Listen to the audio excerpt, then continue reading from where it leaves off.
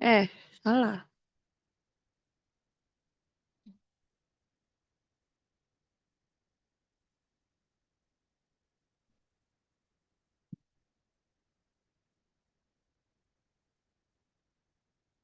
Tak mulai ya. Assalamualaikum warahmatullahi wabarakatuh. Ntar kalau nggak denger apa-apa, langsung ngomong ya.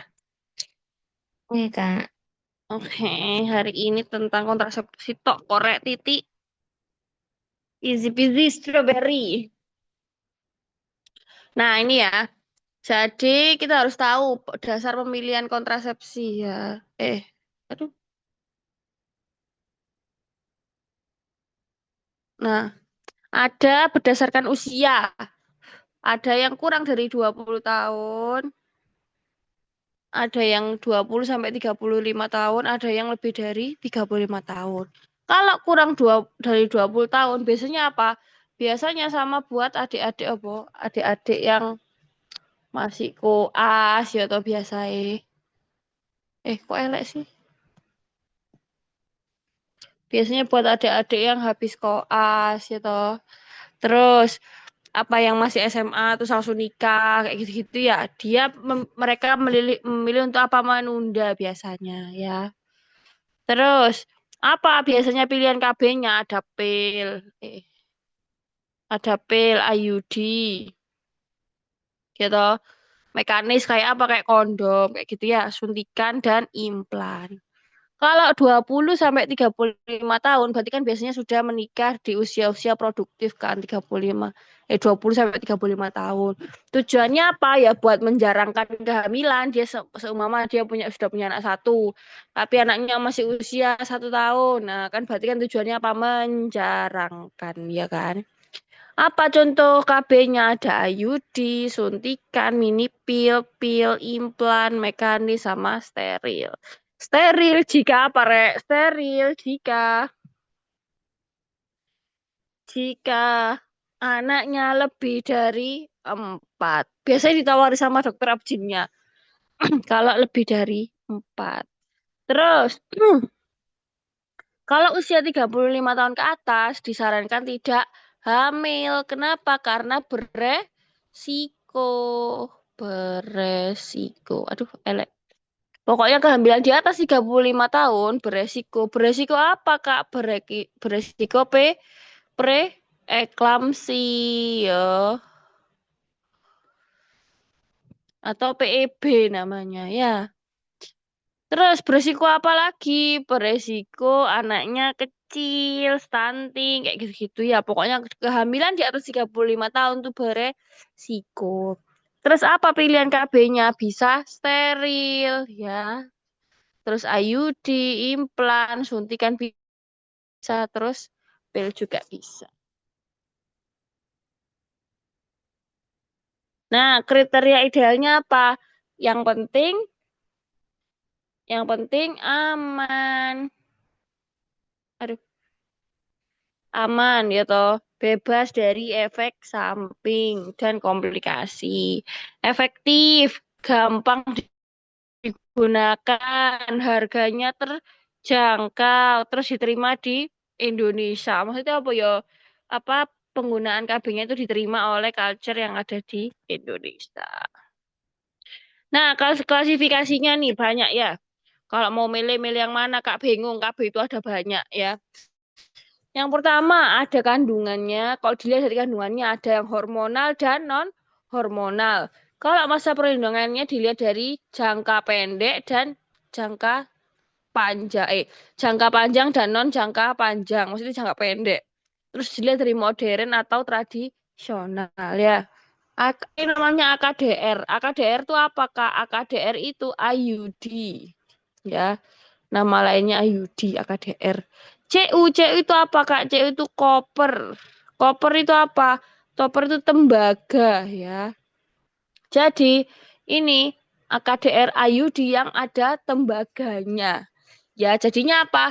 Jadinya ketika sperma terkena IUD yang ada tembaganya, jadinya apa? Jadinya mati, ya.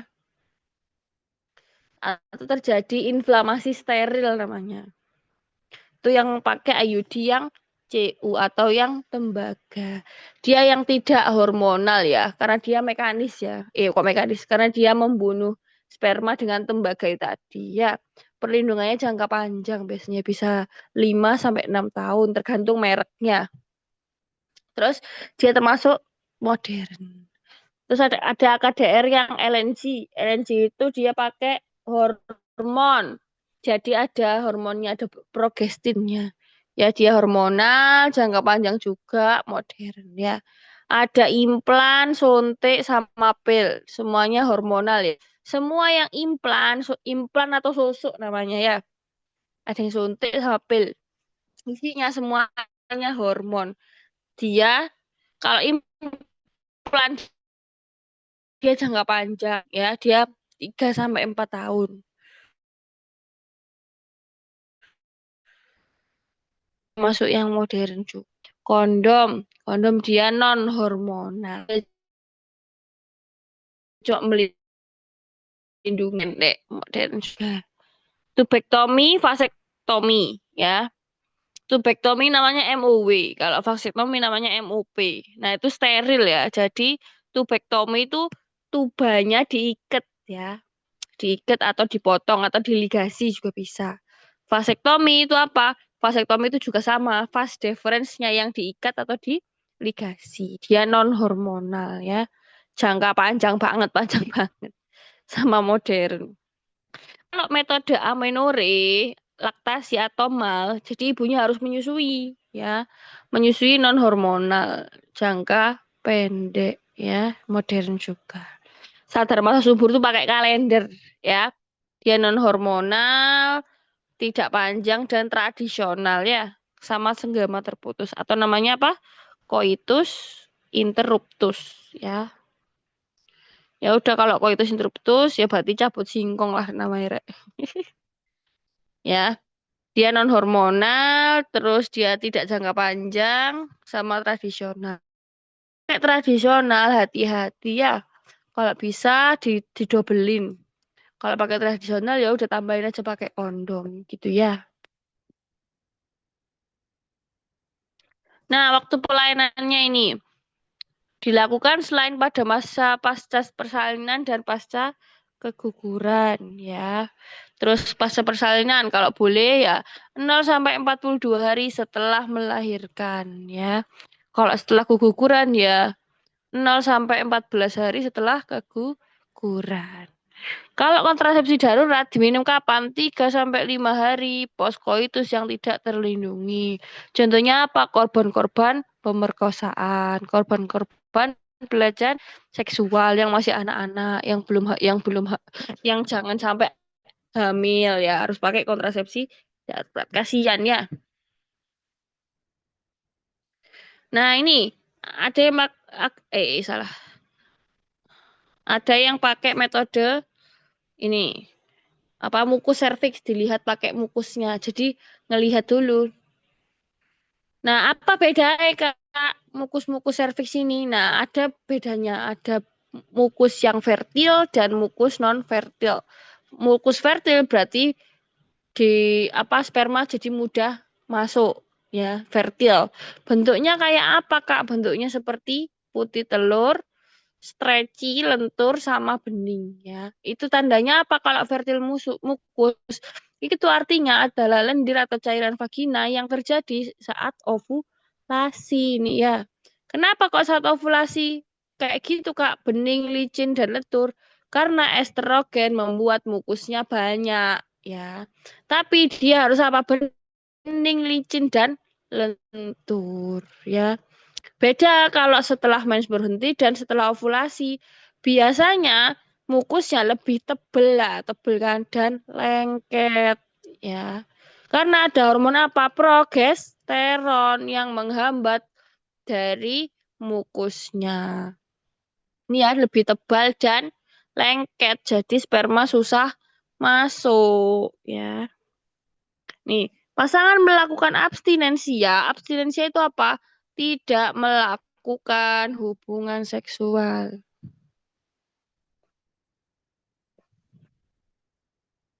Hubungan hubungan seksual ya. Abstinensia selama mukus licin hingga hari keempat ya. Kalau mau pakai KB jangan sampai melakukan hubungan seksual pada saat fertil mukus ya. Pokoknya jangan sampai pas ini ya. Kalau nggak gitu nanti bunting. Kalau pengen bunting ya udah berhubungan seksual pada saat ini fertil mukus. Terus ada yang pakai metode kalender ya. Kalau pakai metode kalender, nah ini memprediksi masa subur berdasarkan 6 siklus mens terakhir. Maksudnya gimana, Kak? Ini biasanya memprediksi masa subur 6 siklus terakhir biasanya untuk mens yang apa? Mens yang tidak teratur. Aduh, kok tidak teratur ya. Kalau nggak teratur, jadi harus pakai kalender, pakai aplikasi ya. Kalau mau pakai aplikasi kalender. Jadi dicatat, Mama, mens bulan pertama. Mens bulan pertama. Mens bulan pertama berapa hari? Mens bulan pertama 30 hari. Maksudnya siklusnya ya. Mens bulan kedua 25 hari. Mens bulan ketiga 31 hari. Mens bulan keempat 28 hari. Mens bulan kelima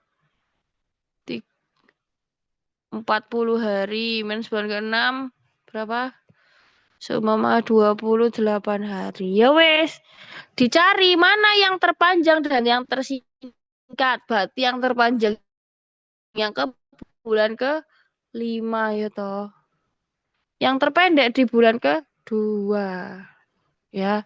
Ya udah, berarti kan 25.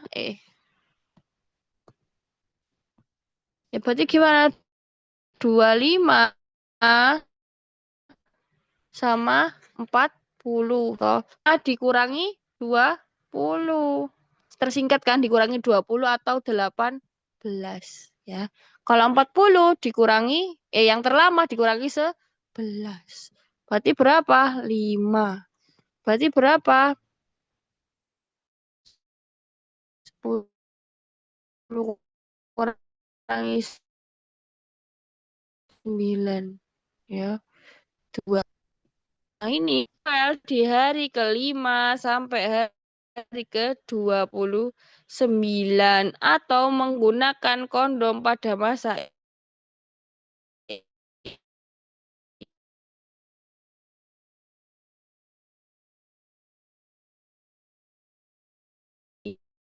ini ya. Terus pakai apa? Suhu basah tubuh ya.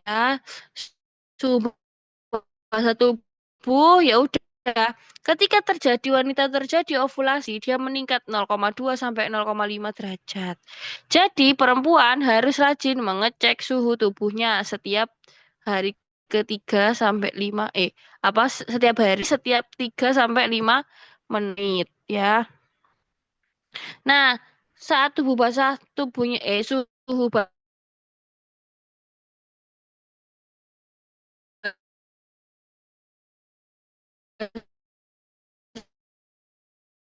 sel tubuh dah ovulasi biasanya gitu. Nah, ini terus ada yang pakai metode simptomal. Jadi pakai 2. Pakai mukus serviks sama pakai metode suhu basal. Ya, pakai 2 ini. Ya udah tinggal disamain aja. Kalau mukus serviks kan tadi kalau yang licin, bening dan lentur ya. Kalau suhu basal berarti yang pas agak meningkat demam ya. Berarti jangan berhubungan pada area-area tersebut atau hari-hari tersebut. Karena itu adalah metode ini kan salah satu metode yang tradisional ya. Jadi kalau bisa ya didobeli pakai kondom juga ya. Terus pakai metode namanya metode LAM atau amenorrhea laktasi. Syaratnya apa? Syaratnya bayinya harus ASI atau laktasi selama 6 bulan. Ibunya harus full menyusui ya. Ibunya amenore. Amenore apa? Tidak mens. Jadi frekuensi menyusui bayi sama dengan menurunkan sekresi GNRF. Jadinya supresi pengeluaran LH ya. Jadinya LH-nya menurun ya udah. Berarti kan tidak terjadi ovulasi ya kan? Karena LH itu apa? LH kan dibutuhkan untuk peaknya ovulasi kan? Untuk memecah apa kemarin? Memecah korpus luteum. Memecah folikel de Graaff ya. Biar keluar telurnya. Nah itu kan LH. Kalau nggak ada LH-nya berarti kan nggak bisa ovulasi. Nih ya, hormonal. Ada yang pakai pil. Pilnya apa aja? Ada yang progestin only. Ada yang pil kombinasi. Terus ada yang suntik juga. Ya, suntik ada suntik progestin sama suntik kombinasi. Kalau ini pakai Norbat.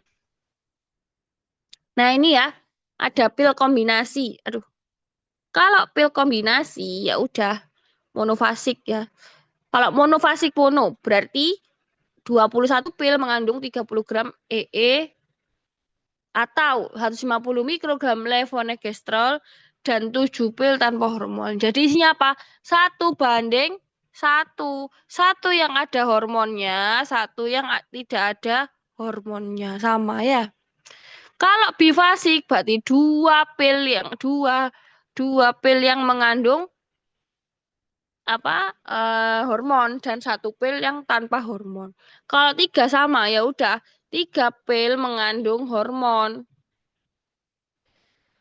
dan 1 pil tidak tanpa hormon. Kalau kuadri berarti ya 4, berarti ada 4 pil atau 1 pil mengandung 4 hormon ya. Nah ini ya. Gimana caranya kontrasepsi oral itu bekerja? Kalau tanpa kontrasepsi oral, telur itu dari ovarium ya toh, jalan ke tuba falopi. Di tuba falopi di ampula dia kan dibuahi ya toh. Kalau tidak dibuahi ya udah turun dia ke sini ya. Jadinya mens. Ya, kalau tanpa ada fertilisasi dan tanpa ada KB oral. Kalau ada KB oral, kan KB oral berarti kan dia mengandung apa? Estrogen dan progestin. Apa tujuannya estrogen dan progestin diberikan?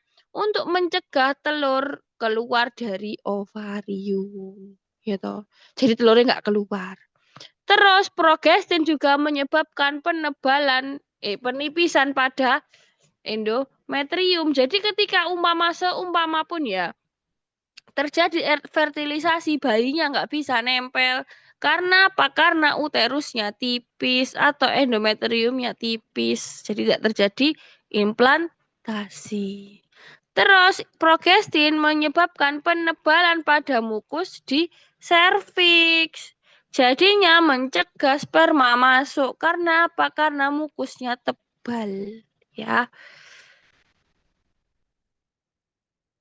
Nah, ini yang pil kombinasi ya. Pil kombinasi bisa kesuburannya kembali setelah dihentikan minum pilnya. Ya, dia mencegah kanker endometrium, mencegah kanker ovarium, kanker-kankeran ya. Mencegah PID atau pelvic inflammatory disease, mencegah anemia dan harus diminum setiap hari secara teratur ya. Dia mengurangi ASI. Jadi jangan pernah memberikan pil kombinasi kepada ibu yang menyusui. Kontraindikasinya ini, menyusui 6 minggu sampai 6 bulan setelah melahirkan. Lebih dari 35 tahun. Terus perokok, dia ada hipertensi, riwayat kuning atau jaundice ya. Ada radang empedu lebih dari 35 tahun dengan migrain. Pokoknya biasanya kalau ada pasien-pasien migrain nggak boleh dikasih KB hormon ya. Terus DM ya. bisa dari 20 tahun. Terapi karbamazepin ini tuh apa? Terapi epilepsi atau kejang. Rifampicin ini pasien apa? TB, obat TB juga nggak boleh ya. Terus nih, tadi kan pil kombinasi ya. Yang ini pil progesteron. Kalau pil progesteron biasanya mengandung progestin saja, tapi biasanya dosisnya sangat rendah.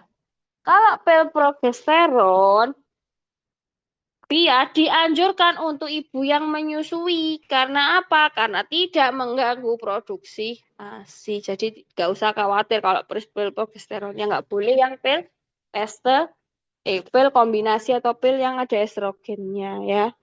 Terus dia mengurangi nyeri head ya.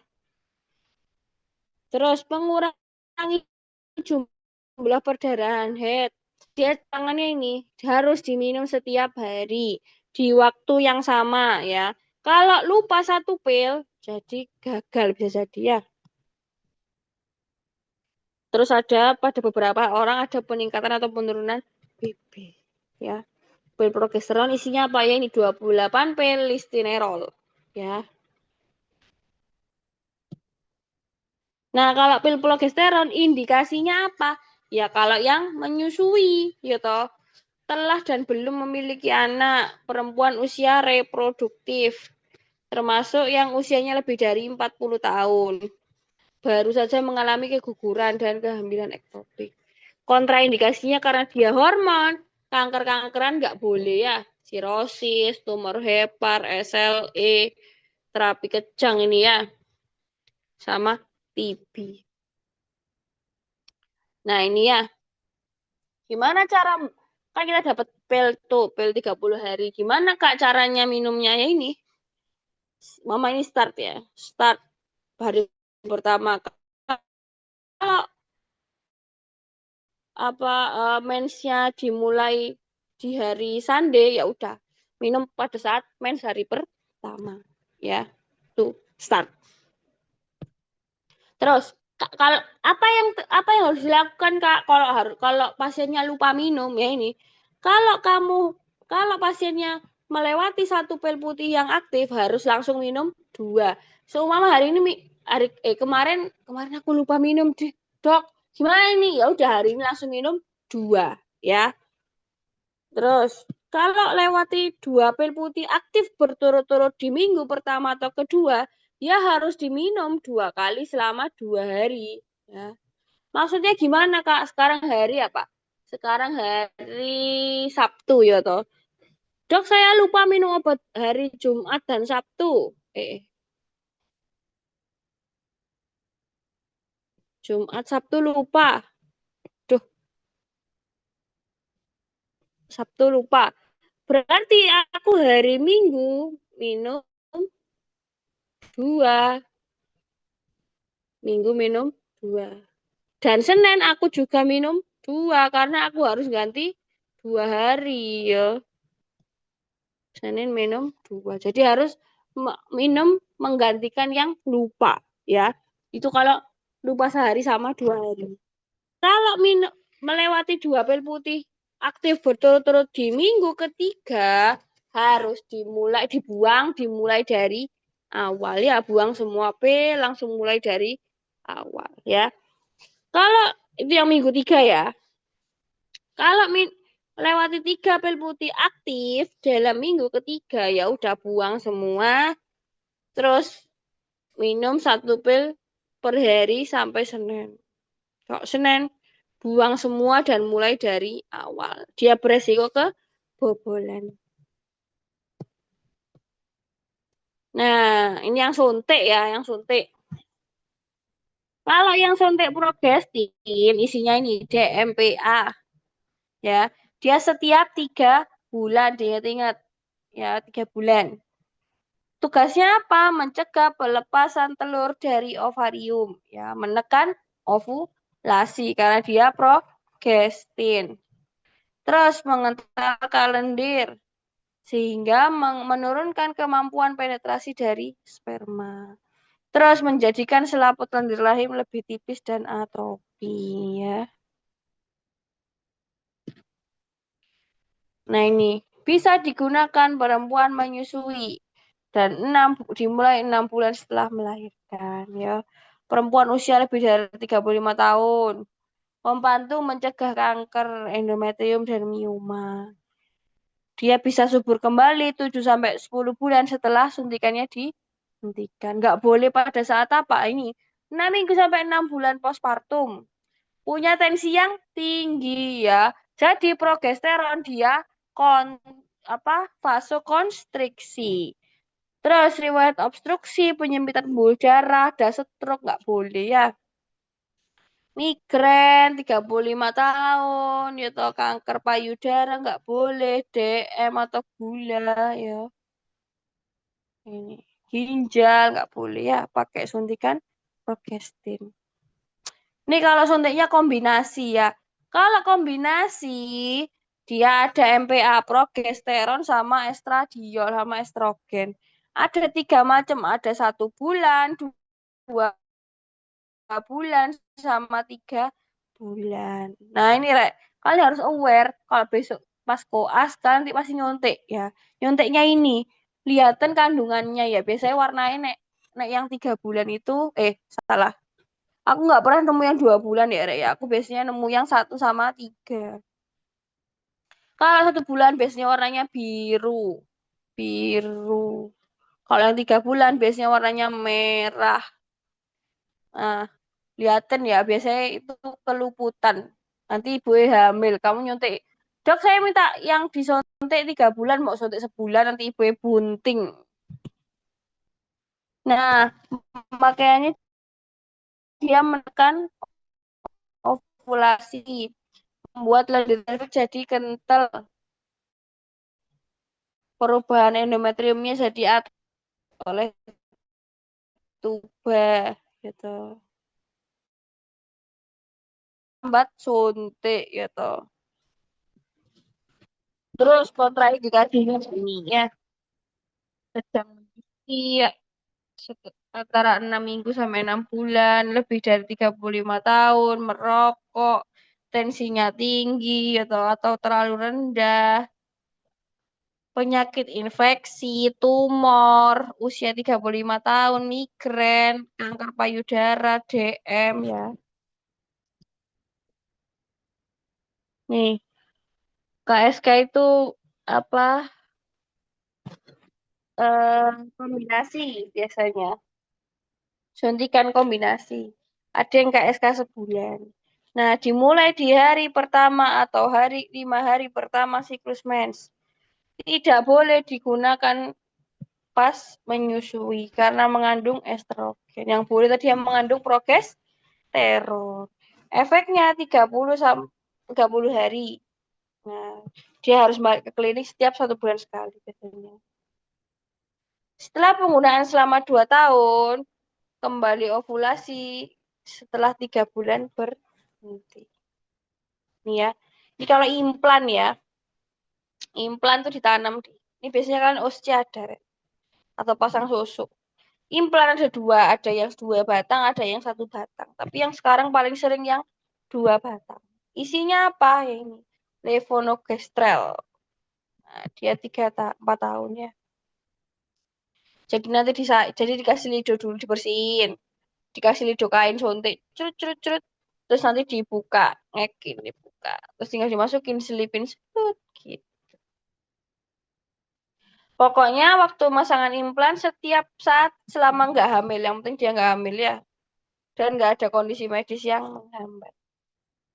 Nah ini ya, menekan ovulasi, mengentalkan serviks, kembali kesuburannya tinggi ketika dia dilepas, nggak mempengaruhi kualitas dan volume dari AS. Ya. Kontraindikasinya ada kanker mame, sirosis, hepat, pendarahan pervagina, IUD ya ini ya, IUD atau intrauterine device. Nah, dia ditaruh di uterus ya, untuk mencegah fertilisasi. Mekanismenya gimana? Tadi yang nggak bilang YCU ya, AKDRCU atau Cooper atau metal ya. Mekanismenya dengan cara apa? Inflamasi steril. Nah, jadinya kegagalan sperma untuk masuk uterus. Jadi spermanya masuk, ding, ketatap sama metalnya ini. Ketatap sama apa? CU-nya itu. Ya.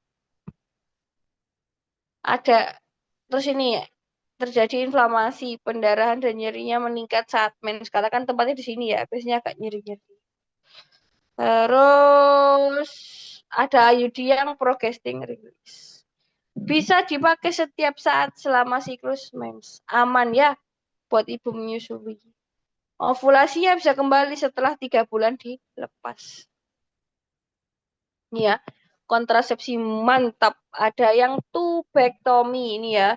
Tubanya dipotong atau di cauterized atau di band, diikat ya. Dipotong nih, ada yang diklip juga ya. Dia nggak mengganggu siklus mens ya. Macam-macam caranya, ada yang Milana parotomi, dia bisa di insisinya kecil. Ada yang laparoskopi ya. Apa masukin dibelah sedikit terus dimasukin kamera. Syaratnya anaknya lebih dari 2, usia lebih dari 35 tahun. Heterotropin biasanya lebih dari 4 anaknya. Atau jika hamil menimbulkan resiko kesehatan yang serius. Ini yang sama ya, yang ini yang vasoktomi. Sama ya. Ada pemotongan, pembenjepitan, kauterisasi sama vas deferens. Dia nggak mengganggu hormonal, ereksi sama ejakulasinya hanya keluar semen, ya. Tetap bisa berdiri. Perlu 20 kali ejakulasi untuk mengosongkan vas deferens ya. Nih kontrasepsi barier atau spermasida, kondom ya udah, jelas ya, menghalangi sperma masuk vagina. Spermisida ini zat kimia yang membunuh sperma, bentuknya krim, jelly, film ya. Bisa dipakai dengan kontrasepsi barier lainnya. Diafragma itu sedangkan pada wanita ya. Digunakan 6 jam setelah berhubungan. Ya, jadi karena apa? Karena sperma bisa hidup dalam vagina sampai 6 jam.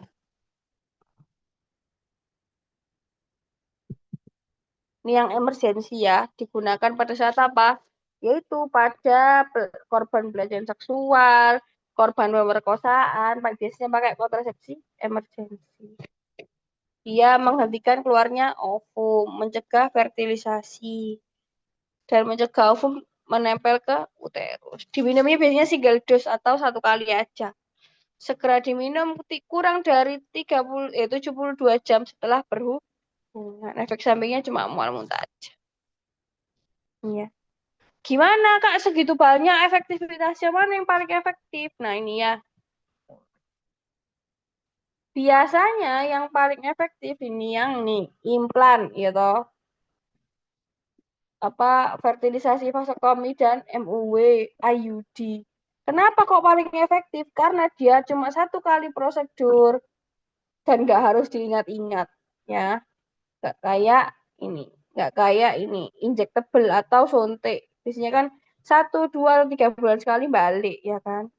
Terus pil apalagi ya harus diminum tiap hari. Kalau lam laktasi biasanya dia efektivitasnya rendah. Kondom ya, diafragma. Semakin ke bawah semakin rendah efektivitasnya. Ya soal. Jawab aja nggak apa-apa, salah nggak apa-apa.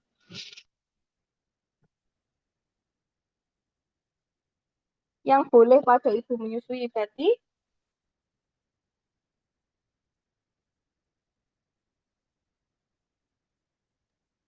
Yang cuman mengandung progesteron. iya berarti Linesterol gak sih Kak? Lines. berarti pinter. Berarti semua yang estrogen dicoret. Yo wes coret rek. Estradiol ini kan estrogen salah. Etinil estradiol salah, estradiol salah, estradiol salah. Ya udah berarti tinggal yang ini. Pinter. Oke, salah. Ini sterol. Kok ono sih rek? Yo, bener.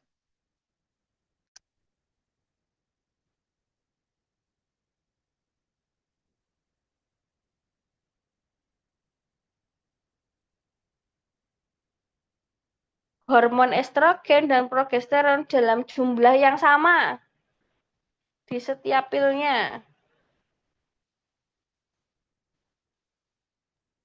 Yang monofasik bukan Kak? Pinter yang monofasik lo, Rek. Ya Allah. Yang di laptop enak iki, Rek. Jadi yang monofasik pinter, ya. Berarti maksudnya apa? Ya udah 1:1 dia biasanya, ya. Satu yang ada hormonnya, satu yang kosongan. Biasanya yang monofasik. Pinter.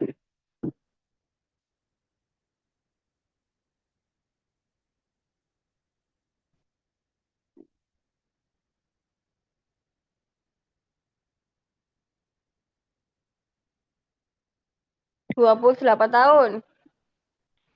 Lupa di hari Senin dan Selasa. Minggu kedua. Apa yang harus dilakukan? Minum 2 pil 2 hari 2 pil. berturut-turut. 2 harinya kapan? Rabu Habis sama itu Kamis. 2 pil di Rabu sama Kamis. 2 pil di Rabu dan Kamis. Terus 1 pil habis itu. habis itu 1 pil. Iya ya, pinter. Hati-hati ya, Rek, ya pertanyaan kayak gini. Ini kalian udah milih, oh iki bener, Rek. B koyo Lah iki ini salah ya. Hati-hati. Pinter.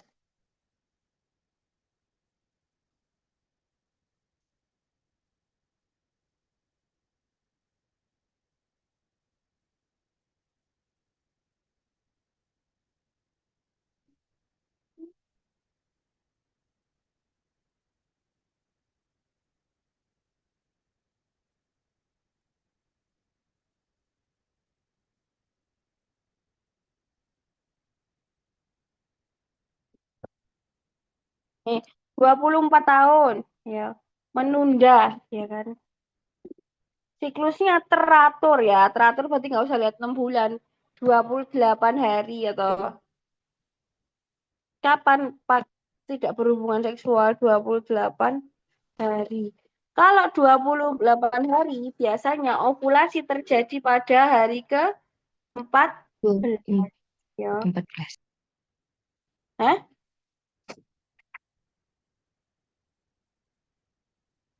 Ya. Hari ke-14 itu ovulasi biasanya ya. Nah, terus biasanya ovulasi atau masa subur itu kapan? Berarti ini kan tanggal 14. Biasanya 5 hari ke belakang sama 1 hari ke depan. Ya, biasanya ya. Biasanya begitu. Nah, terus jika ingin menggunakan sistem kalender, kapan harus melakukan abstinensi atau tidak melakukan hubungan seksual? Berarti tanggal 14 kurangi 5 hari berarti tanggal 9. 9. Berarti 15. Berarti 9 sampai 15 gitu. Terus kita ya. Tapi kalau pingin waktu yang terbaik gitu, hindari rentang hubungan tanpa mengan berarti yang lebih dekat biasanya. Tapi ini aku jawab iki sih. 15 toh. Pokoknya jaraknya antara ini sama ini. 9 sampai 15.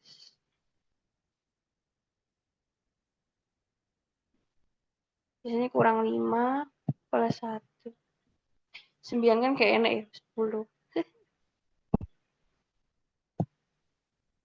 Mudeng ya?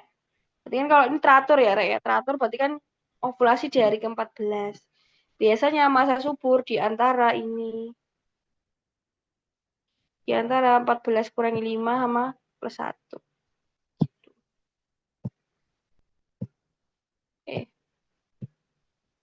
Yuk.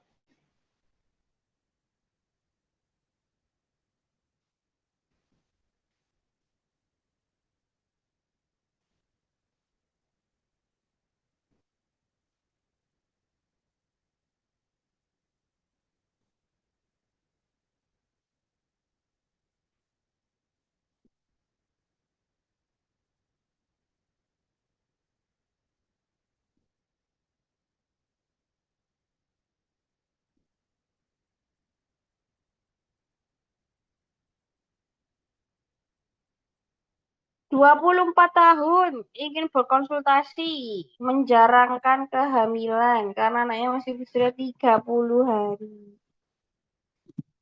Menggunakan LAM ya, aminoredaktasi. Mekanismenya gimana, Rek? Tadi ada Menghambat menghambat apa? hipotalamus. Untuk Mengeluarkan GnRH. hati yang ya, A. pinter. GnRH yang dikeluarkan oleh hipotalamus. Pinter. 30 tahun ke puskesmas ingin konsul untuk menjarangkan kehamilan. Saat ini sedang mens hari ketiga. Siklusnya teratur setiap 28 hari sekali. Tapi pasiennya sering migren, punya riwayat DM, sehingga dokter menyarankan pakai IUD. Jenisnya yang koper ya. Mekanismenya gimana? Kalau IUD yang CU tadi yang tembaga.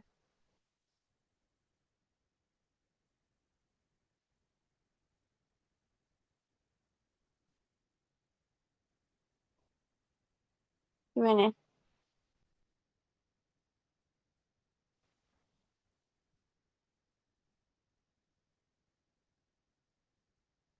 Yang tadi kan gini kan gambarnya tembaga elek men. Tembaga kan gini. Ya kan? Tembaganya di sini, di sini, di sini. Ini vaginanya. Uterusnya. Kalau ada sperma masuk, nabrak namanya apa?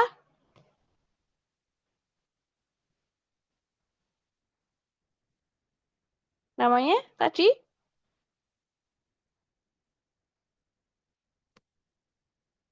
Halo?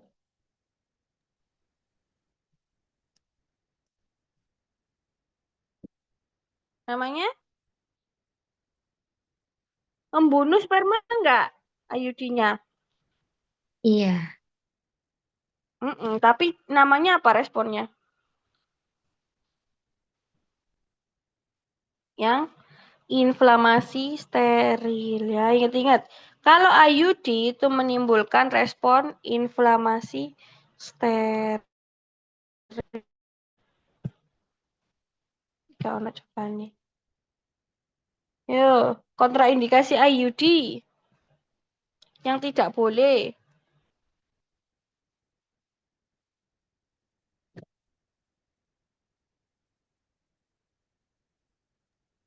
Yang B bukan, Kak. Yang ABCDE? Yang B. Yang pelvic inflammatory. Betul, jadi nggak boleh pasang IUD kalau pasiennya punya PID atau pelvic inflammatory disease. Contohnya apa? Contohnya cervicitis. Terus oovaritis,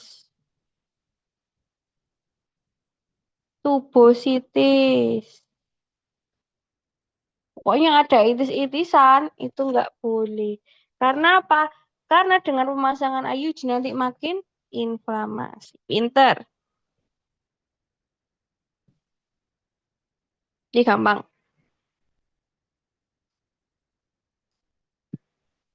Tidak teratur lagi, Rek. 24 tahun. Baru menikah.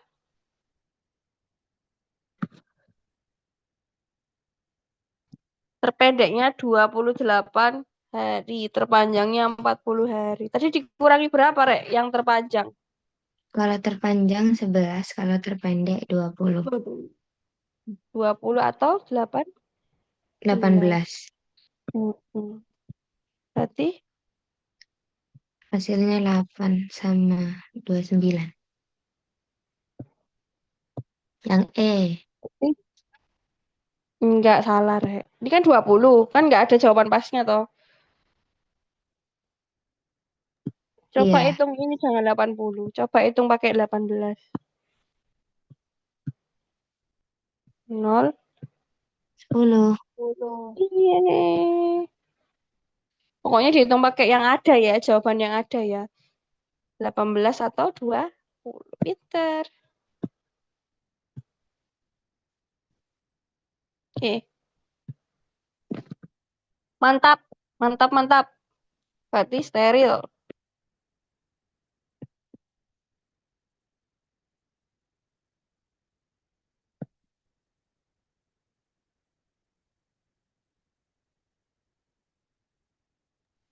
Yang usia ibu bukan Kak. Yang mana? Siapa Yang C. Yang Hmm. Apa? yang Yang E. mana? Yang nggak tahu Kak.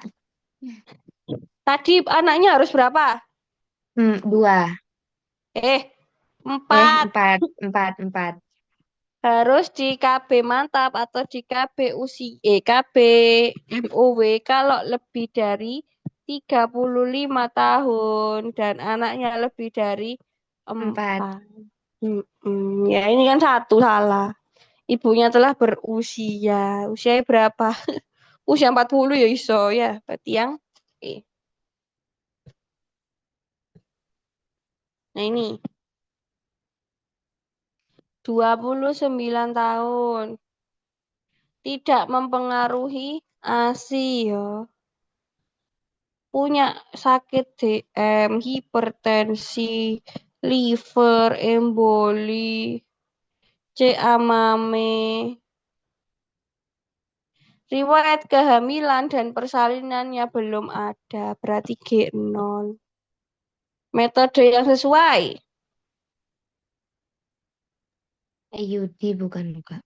IUD. Berarti kalau ada penyakit-penyakit DM, hipertensi, emboli, hindari semua yang hormon. Lah ini Hormonal. ini hormon, ini hormon, ini hormon, ini hormon. Tubektomi kenapa enggak? Karena usianya masih berapa?